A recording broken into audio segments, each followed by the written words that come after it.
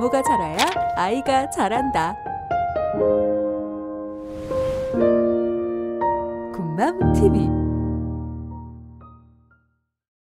부모와 아이 중 한 사람은 어른이어야 한다. 자, 2부 시간 지금 시작하겠습니다. 아이가 자존감을 부모가 살려주면 네. 아이가 집중력이 높아져서 공부를 잘한다. 그런 얘기가 네, 저도 네. 좀 들어봤거든요. 네. 이게 진짜인가요? 자존감 높은 면 있죠. 여러분 좀 쏠깃하신 거 맞아요. 공부 잘해요. 대인관계 좋아요. 사회성 높아요. 인성 좋아요. 당연합니다. 왜냐하면 자존감이 높은 사람은요. 조절감이 높아요. 원래 자존감의 3요소 중에 조절감하고 유능감이 들어가거든요. 조절감이 뭡니까? 하고 싶지만 이 일은 하면 안 돼. 이게 조절감이거든요. 그러니까 공부라는 거야말로 이 조절력이 굉장히 필요한 거잖아요. 일반적으로 공부를 잘한다는 게 뭡니까? 자기가 해야 할 것, 미루지 않고 자기주도 학습 이런 거잖아요. 자존감이 높은 아이들은요. 공부 잘할 확률이 높아요. 그리고 자존감 높은 아이는 말을 골라 들을 수 있어요. 맨날 나만 혼내 이게 아니라 내가 지금 친구하고 장난을 했더니 선생님께서 지금 수업 진행하기가 좀 그런가 보다. 에이, 선생님이 나 혼낸 건 좀 기분은 안 좋지만 내가 조금 아까 그런 행동을 했잖아. 이렇게 자기를 셀프 피드백 할 수 있거든요. 이런 능력, 그렇죠. 타고나는 아이도 있어요. 우리는 이 천성을 제외하고 말을 할 수는 없습니다. 그런데 자존감은 특히 어렸을 때 자존감은요. 어른, 그 가운데서 가장 영향력을 크게 미치는 분이 부모님이거든요. 부모님에 의해서 좌우되고요. 부모님에 의해서 자존감의 싹이 밟혀지기도 하고 클 수 있어요. 심하게는요. 가만히만 놔둬도 아이들의 자존감은 커요. 근데 우리가 항상 아이를 위한다는 명목 하에 우리 아이들의 자존감의 싹을 밟을 때가 있거든요. 근데 어른들도 이 자존감 안정성이라는 게 있기는 있지만 저만 해도요. 자존감이 업앤다운이에요. 여러분은 어떠세요? 뭐 다 업앤다운이죠. 네네. 네. 저를 좋아하고요. 저를 만나면 호의적이고요. 저한테 잘한다고 하고요. 저한테 긍정적인 미소를 보여주면 굉장히 저는 저에 대해서 어머 나 참 괜찮은 사람인가 보다 이런 생각 들거든요. 근데 만약에 하루 종일 만나는 사람 몇 명이요. 날 싫어하고 내가 못하는 점만 지적하고 그리고 왠지 만나기 싫은데 억지로 만난 것 같은 느낌을 자꾸 줘요. 하루에 그런 사람 2-3명만 만나도요. 자기에 대해서 회의감에 빠져요. 나 이상한 사람인가? 이게 몇 날 며칠 반복된다 해보세요. 근데 여러분 우리 부모님이요. 아이들의 우주잖아요. 아이들의 세계잖아요. 그 세계가 나를 그렇게 긍정적으로 봐주느냐 부정적으로 봐주느냐 그것도 매일 당연히 부모님에 의해서 영향받죠. 그래서요. 잘 자랐으면 좋겠다. 얘가 공부도 잘했으면 좋겠다. 그러면요. 아이를 보는 표정부터 다루시면 돼요. 어떻게 보시면 되냐면요. 어떻게 봐야 돼요? 우리가 말로만 얘기하는 게 말이 아니잖아요. 눈으로, 손짓 하나로, 어깨 한번 만지는 걸로 너 진짜 근사하다라는 거 우리 얼마든지 메시지 줄 수 있어요. 우선은요. 쳐다볼 때 있죠. 우리 무시하는 표정 있죠. 저 지금 표정 확 달라졌잖아요. 그리고 나 너 별로야 하는 표정 보여줄 수 있거든요. 근데 나 네가 좋아가 뭐냐면 그 사람 쪽으로 살짝 가요. 누구야? 왜 엄마? 엄마는 너 보면 참 좋다. 근데 조금 더 말을 좀 잘하실 수 있는 분들은요. 이렇게 얘기해 줬으면 좋겠어요. 엄마 네 엄마라서 참 좋아.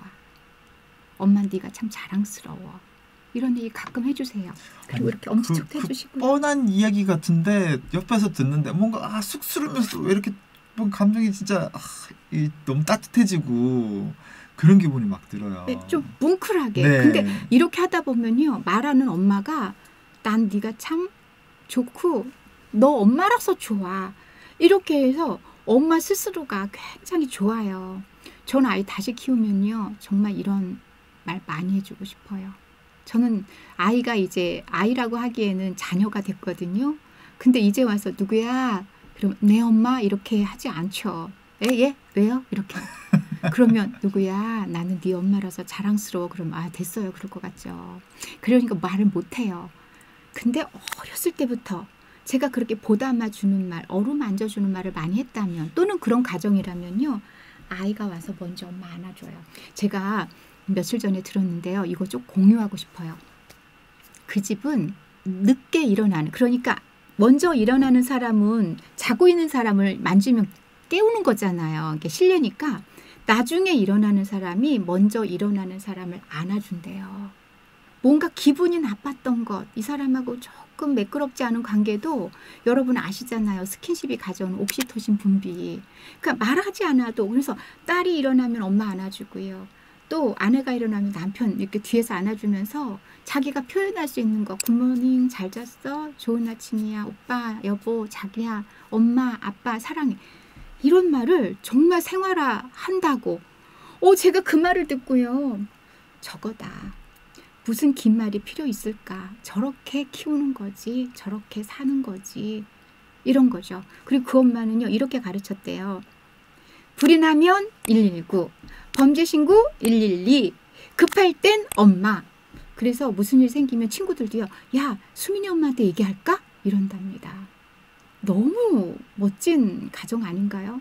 진짜 너무 최고의 가정인 것 같아요. 네. 아니 그러면 윤영기는 진짜 네. 이렇게 진짜 청소년이 될 때까지 아이를 대해주시면 아이가 너무 행복해할 것 같고, 제가 지금 저희 아들이 이제 7살이 됐는데 네. 말씀하셨던 그 얘기 있잖아요. 아빠는 고는 아빠라서 너무 좋다. 이런 얘기를 네. 하면 아이 표정이 진짜 밝아져요. 그러니까 네.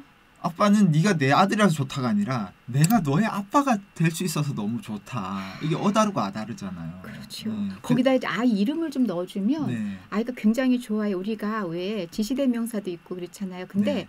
아이가 있을 때는 아이 이름을 넣어서 너는 우리에게 소속이 돼 있어. 이게 뭐냐면 소속감이거든요.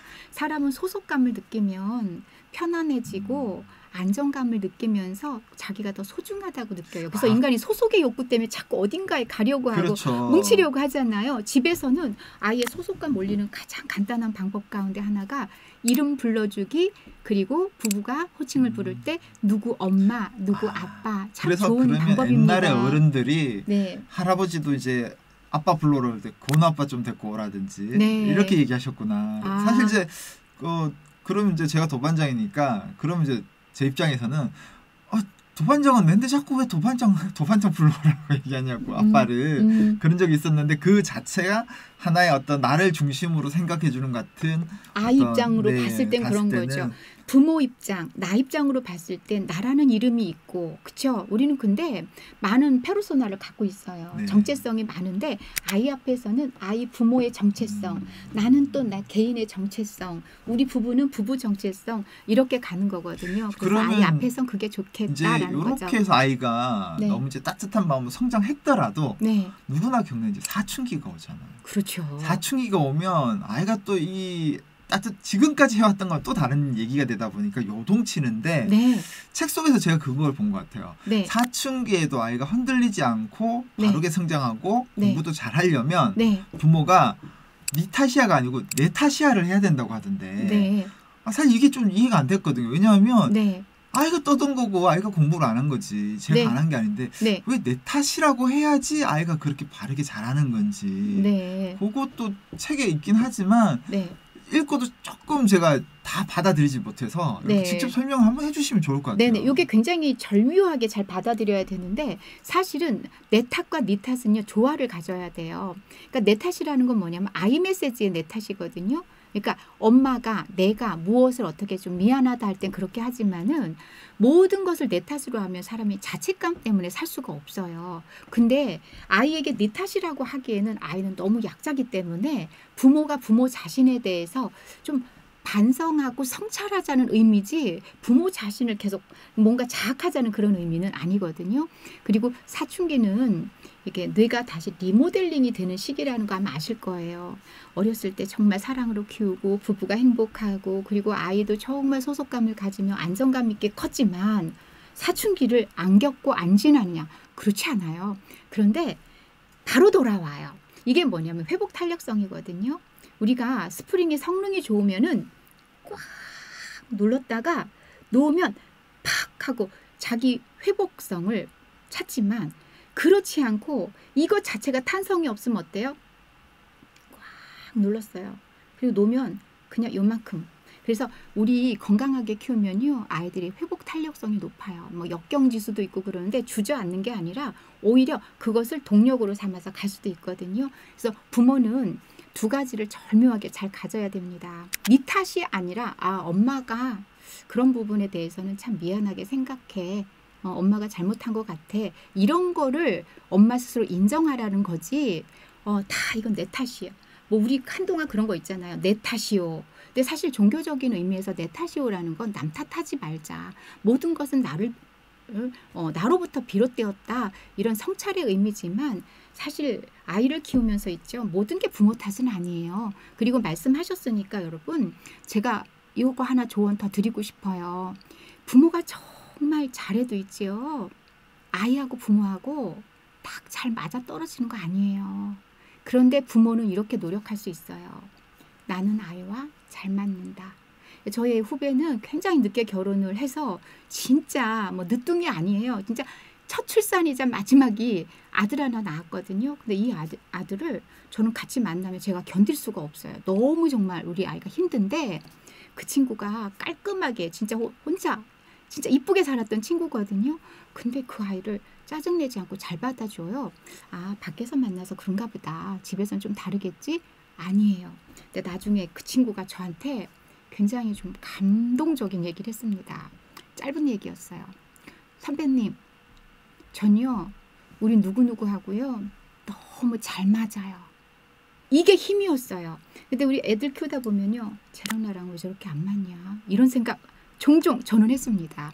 왜 뭔가 남편하고도 안 맞을 때 있잖아요. 모처럼 뭘 했는데 또는 남편이 뭔가 준비했는데 아내가 뭐 회식 있다고 한다든가 진작 말 좀 하든지 이렇게 그러니까 뭐가 이렇게 안 맞냐. 근데 안 맞는다고 생각하면요 우리 핀트가 안 맞으면 어때요?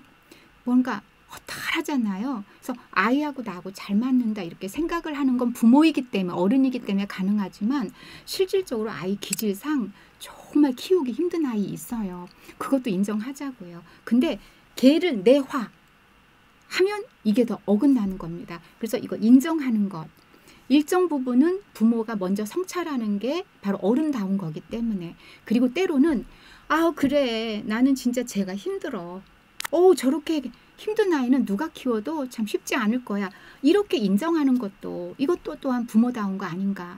자식이 부모에게 착착착 맞춰가지고 태어나는 거 아니잖아요. 우리가 사실은 자녀를 선택했지만 그거는 아니에요. 그렇기 때문에 이 다양한 상황을 받아들이고 인정하는 것도 자녀 잘 키우는 방법 가운데 하나입니다. 왜 이럴까? 왜 이렇게 안 될까? 자꾸 탓하다 보면 에너지 다 빠지거든요. 말씀 듣다 보니까 부모로서 제가 더 성장해야 되겠구나 이런 것들을 참 많이 느끼게 되는데요. 또 책 속에 보면 또 이 부분이 또 굉장히 마음에 와닿았어요. 네. 이제 사실 저의 사례이기도 한데 네. 성장하면서 서열 관계, 예를 들면 이제 부모고 네. 자식이고 학교에 가서도 좀 더 힘이 센 아이와 뭐 이제 덩치가 큰 아이와 그렇지 네. 못한 아이. 근데 그런 어떤 서열 관계 때문에 내가 말하고자 하는 거를 억압받고 말을 못하도록 끊는다든지 이랬을 때 네. 아이가 굉장히 공격성을 띠거나 보이지 않는 곳에서든 네. 아니면 보이는 곳에서든 이런 문제가 일어난다고 하던데 네. 이 공격성이란 건 어떤 걸 얘기하는 거고 이런 경우에 사실 이제 부모가 그럼 알아채서 네네. 어떻게 대처해야지만 아이가 이제 바르게 성장할 수 있는지 이 부분도 얘기를 좀 들려주시면 좋을 것 같아요. 혹시 내가 좀 인정받지 못한다 서열 때문에 그런 혹시 경험이 좀 있으신가요? 어떤 혹시 좀 예가 있을까요? 서열 때문에인 건지는 잘 모르겠지만 네. 성적 때문에 비교당하는 경우 많죠. 사촌 비교. 누구는 전교 1등을 했다는데 너는 시험 성적이 이게 뭐냐. 예를 들면 80점, 90점 맞아 왔는데도 왔는데도 네. 그러니까 80점, 90점이 그렇게 많이 못하는 건가? 주변에 네. 잘난 사람이 있으면 참 어려워요. 좀 주변에 잘난 누나들이 너무 많았어요. 네, 그렇군요. 책 속에 또 그런 것도 있잖아요. 네. 잘난 아버지 때문에 아무리 공부해도 인정받지 못하니까 4시간밖에 못 자는 건 똑같지만 지금은 게임하는 아이. 예전에는 4시간밖에 안 자고 공부하는 아이였거든요. 근데 아무리 성적을 내도 누구 아빠는 너 나이 때 있잖아 이러면서 너무너무 진짜 엘리트 코스를 받은 그 아빠 때문에 끝까지 비교당해야 됐던 그 이야기가 나오거든요. 근데 지금 말씀하신 것 가운데에서 중요한 키워드 2개가 나왔어요. 인정과 비교 얘기 나왔거든요. 그러니까 인간에게는 인정 욕구가 있어요. 근데 이 인정 욕구를 충족하지 못했을 때 나오는 게 반항이잖아요. 나 인정 안 해줘? 나를 알아주지 않아? 그러면 말썽을 피워서라도 내가 인정받고 싶고 내 존재감을 보이고 싶은 아이들. 그러니까 적극적으로 반항하는 아이가 있는가 하면은 그렇지 않고 그냥 자기 존재라는 자체를 그냥 숨기고 있다가 나중에 크게 사건 터뜨리는 경우가 있어요. 그러니까 이렇게 인정을 해야 되는 거. 그러니까 우리 사람들에게는 안전 욕구가 있고 인정 욕구가 있거든요. 그래서 칭찬보다 더 중요한 게 저는 인정이라고 생각해요. 그러니까 우리가 뭐 칭찬 가운데서 성과 칭찬, 뭐 과정 칭찬, 결과 칭찬 뭐 이런 얘기 많이 하는데 실질적으로 그거 칭찬하기 정말 어려워요. 여러분 공부하고 있는 아이한테 방에 갔더니 공부하고 있어요. 어떻게 칭찬해야 성과 칭찬이 아니라 과정 칭찬이 될까요? 어머, 네가 공부하는 모습을 보니까 엄마가 참 기뻐. 뭐 이런 정도거든요. 근데 우리가 그렇게 얘기하면 나가주세요. 그럴 것 같아요, 애들이요. 어떻게 칭찬하면 좋을까요? 그냥 인정 칭찬. 그래서 저는 그거를 상황 중개 칭찬이라고 얘기하는데 공부하는구나. 그냥 이렇게 네가 공부하고 있다라는 건 인정해주고 나가도 돼요. 간식 가져와가지고는 어떻게 칭찬할까 고민하는 분들 계세요. 왜냐? 칭찬도 독이 된다고 하니까. 그러지 말고 인간 내면에 가지고 있는 사람의 인정받고 싶은 욕구를 살짝만 건드려주고 가도 돼요. 아니면 그런 거 있어요. 아유 공부하네. 이렇게. 아 우리 엄마가 참 좋아하시는구나. 내가 지금 공부하는 걸 알아주시는구나. 근데 반대인 엄마가 있죠. 공부할 땐 가만히 놔뒀다가 조금 쉬려고 이렇게 하는 순간 야 너 또 뭐 보는 거야? 너 또 게임하는 거야 해서 앞에 또 자를 붙여요. 부정적일 때 꼭 또 그럼 어떤 생각이 드냐. 탁 반항. 뭔가 튕겨나가고 싶은 거예요. 그래서 부모는 흡수해주는 스펀지같이 받아주는 역할을 해야 되거든요. 인정을 하는 부모는요. 안 하는 게 있어요. 비교를 잘 안 해요. 왜냐? 얘 고유성을 인정해 줬는데 얘가 하는 것을 인정해 줬는데 어떻게 타인과 비교해서 더군다나 얘를 능가하는 사람하고 비교를 해서 얘를 기를 죽일 수 있겠어요. 인정을 잘하는 부모는 비교를 안 해요. 비교 잘하는 부모는 인정에 인색하죠. 그러면서 비교하는 거는 기가 막히게 잘하세요. 그러니까 아이는 두 개를 지금 하나는 안 받고 싶고 하나는 받고 싶은데 오히려 반대로 해주시니까 이거는 불만이 어떻게 돼요? 더 폭발을 하게 되는 거잖아요. 그래서 이걸 차곡차곡 내재화 시켰다가 결국은 부모와 소통, 불통, 관계 깨짐. 나중에는 부모가 절대로 동반자 역할, 안내자의 역할도 할 수 없는 지경에 가는 거죠. 그러니까 결국은 핵심은요. 어른다워야 돼요. 어른은 사람을 그렇게 함부로 비교하지 않아요. 우리 어른끼리 만났을 때 비교하면 안 된다는 것 정도는 상식이잖아요. 그렇죠. 근데 내 아이한테는 그런 상식을 아주 깨트리는 비상식적인 행동과 말을 서슴없이 하는 거죠. 왜? 사랑해서. 근데 우리 아이는 그런 사랑을 달라고 한 적도 없고 받고 싶은 적도 없어요. 근데 우린 그런 사랑을 주고 있는 거죠. 마치 애처럼 우린 그렇게 어떻게 보면 상황 판단을 안 하는 것 같습니다. 굉장히 쓴소리라 좀 그렇네요. 아니에요. 근데 지금 얘기해 주신 것 중에 네. 핵심은 역시 인정해줘라. 비교하지 말고 인정해줘라. 그렇죠. 그건 것 같고요. 네. 자 그러면은 지금까지는 그러면 아이와 부모 간의 어떤 이제 관계에 대한 어떤 커뮤니케이션 소통일 수가 있는데 네. 자 마지막으로 우리가 애청자분들 시청자분들이 아이에게 이 질문을 한번 해보세요. 너가 선택할 수 있었다면 엄마를 아빠를 너의 부모로 선택했겠느냐. 아이는 뭐라고 대답을 할까요? 저는 해봤어요. 아직 어리니까 가능한 건데 네 듣고 싶어요. 네. 네 저희 이제 얼마 전에 아이한테 얘기했어요. 네 건우야 있잖아. 아빠는 건우 아빠랑 참 좋긴 한데 건우에게 아빠는 어떨지 모르겠다니까 나는 아빠가 내 아빠라서 너무 좋아 이러는 거야. 내 아빠라서. 와 진짜 제 표정 보셨어요? 제가 명색이 전문가인데 네. 참 두려운 질문이거든요. 네. 그런 질문을 한다는 자체가요. 부모가 나름 자신이 있으니까 하는 겁니다. 아 그런 건가요? 그 질문은요. 굉장히 두려운 질문이에요. 그런데 이 두려운 네. 질문을 네. 제가 조금 여쭤보고 싶은 게 네. 자 그러면 아이에게 좋은 부모란 네. 과연 어떤 부모일까? 우리 좋은 부모가 되어주고 싶잖아요. 네. 근데 과연 아이에게 좋은 부모란 어떤 부모인지 사실 많은 분들이 궁금해하시거든요. 지금 그 질문과 앞에 질문에 지금 맥이 굉장히 닿아 있어서요. 제가 그 얘기를 좀 할까 했었거든요. 아, 너무 그래요? 맞지. 네. 내가 아이한테 그런 질문을 할 수 있는 부모가 되면 돼요. 만약에 우리 아이가 선택권이 있었다면 나를 선택했을까?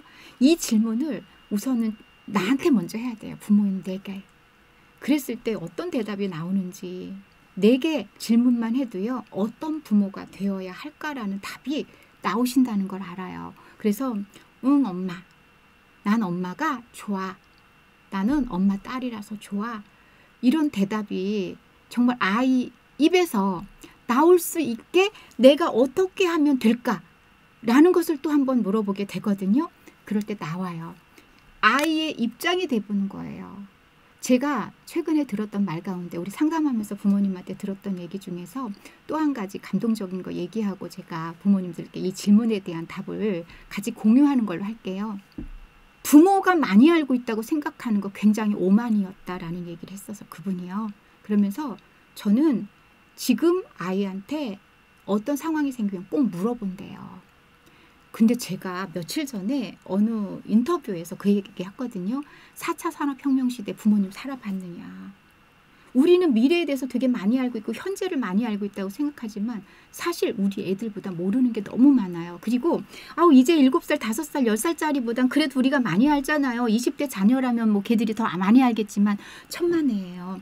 그 아이들이 살아갈 세상은 우리가 모르기 때문에 잡아 끌고 가지 마시고요. 끌고 가려면 부모도 힘들어요. 그리고 끌려가는 애도 싫어요. 우리는 같이 가야 되거든요. 그래서 그 엄마가 얘기하더라고요. 끌고 가면 힘든데 함께 가면 얼마나 좋냐요. 그래서 제가 이 땅의 엄마들은 다 전문가구나 이런 생각이 들었어요. 저 진짜 감동했거든요. 이렇게 엄마들에게 제가 배우고 저는 여러분들하고 또 공유하는데 여러분들이 알고 계시는 것만 그대로 실천하시면 돼요. 아이 입장이 되고 아이에게 물어보면 우리 아이들이 더 많은 것을 알고 있고 그리고 우리 아이가 원하는 대로 가면서 근데 아이가 원하는 대로만 가면 안 된다는 거. 어른이 이끌어줘야 될 부분에선 또 어떻게 한다고요? 맞아요. 아이에게 물어보고요. 양해를 구하고 그리고 허락을 한 아이와 내가 손잡고 가는 것과 그렇지 않고 끌고 가는 건 굉장히 다르다는 거. 그래서 물어보고 같이 가고 이끌어주고 아닌 지점에서는 부모가 방향을 틀어줄 때 하지만 또 한번 물어보고 이렇게 동반자적인 관계가 된다면 여러분 굉장히 이상적인 것 같은데 의외로 이거 실천하시는 분들 많아요. 그런 거 보면 하기 괜찮다라는 거거든요. 그래서 아이랑 진짜 같이 성장하는 부모였으면 좋겠다. 이게 우리가 많이 아는 부모와 아이의 같은 이렇게 성장해 나가는 그런 방법이기도 한 것 같아요. 원론적인 것 같은데 사실은 이보다 더 좋은 답이 없네요. 자, 그러면 제가 마지막까지 질문을 드렸는데 네. 근데 이걸 꼭 여쭤보고 싶었었어요. 왜 책 제목이 부모와 아이 중 한 사람은 어른이어야 된다일까? 제가 이 제목을 지을 때는 좀 역설적인 것도 있었어요. 만약에 우리 꼬맹이들한테 부모하고 어린이하고 누가 어른이에요? 이렇게 물어보면요. 애들은 깔깔거리면서 아주 단박에 말할 거예요. 뭐라고 대답하죠? 그쵸? 엄마, 아빠요. 왜 그걸 왜 당연한 걸 물어봐요 하고 웃을 겁니다. 그런데 여러분 제가 부모님들께 아이하고 부모 중 한 사람은 어른이어야 하는데 이렇게 제가 물어보면요. 부모님들은 아이들처럼 웃으면서 단박에 대답 못합니다. 왜냐하면 그 질문이 주는 무게감을 알기 때문이에요. 맞아요. 그러니까 이 제목만으로도 우리는 어떤 답을 무엇을 원하는지를 다 캐내셨을 거거든요. 그래. 부모가 어른이어야 하지. 근데 어른답지 못할 때가 참 많네. 네. 어른이어야지. 맞아. 요 어른다운 것만 내가 잘 갖고 있다면 육아? 그럼 할 수 있지. 때로는 전쟁 같고 때로는 진짜 내가 원하는 대로 우리 아이가 끌려오는 것 같고 또 도망치려 하지만 그래도 내가 어른이라면 애가 왜 그러는지 알지. 왜? 아이니까. 아이는 그 정도밖에는 발달이 안 된 존재니까. 어른은 완성된 존재니까. 어른은 성인이고 아이는 미성년이잖아. 아, 그렇구나. 부모와 아이 중 한 사람은 어른이어야 맞아. 바로 그게 나야. 내가 잘하면 돼. 내가 어른다워야 돼. 근데 어른이지만 부모도 사람이야. 감정적이지만 때로는 이성적이고 이것을 또 우리가 넘나드는 게 또 부모잖아요. 이렇게 갈등 겪으면서 우리 아이하고 크는 겁니다. 여러분, 저도 그렇게 아이 키웠는데요. 부모는 언제든 최선을 다했어도요, 아쉬움과 후회는 남기 마련입니다. 그래서요, 제가 마치면서 한 가지 비법 드릴게요. 배짱 좀 가졌으면 좋겠어요. 잘하려고 노력하다가 안 될 때 있죠. 이만 하면 잘하는 거지. 내가 뭘 어떻게 더 잘하나? 이렇게 자기 좀 격려하세요. 이게 바로 육아 효능감이거든요. 이런 자신감이 우리를 또 힘내서 우리 아이들하고 함께 가게 합니다. 열심히 하고 안 될 땐 또 배짱도 좀 가지시면서요. 파이팅입니다.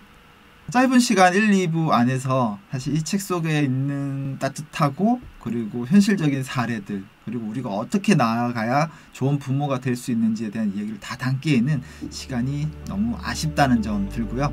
저는 작가님 오늘 이렇게 보내드리고, 여러분들이 책을 읽고 또 추가적으로 궁금한 게 있으시다라면 댓글에 많이 남겨주십시오. 제가 작가님을 한 번 더 모실 수 있는 기회로 삼아 보겠습니다. 오늘 작가님 나와주셔서 너무 감사드리고요. 초대해 주셔서 감사합니다. 네, 책이 너무 유명해진다고 해서 또 안 오시거나 하시면 절대 안 되십니다. 아, 오늘 분위기 너무 좋은데요. 네, 고맙습니다. 감사합니다. 네, 여러분, 저는 다음에 더 좋은 영상으로 또 찾아뵙겠습니다. 감사합니다. 여러분, 안녕. 감사합니다. 부모가 잘해야 아이가 잘한다. 굿맘TV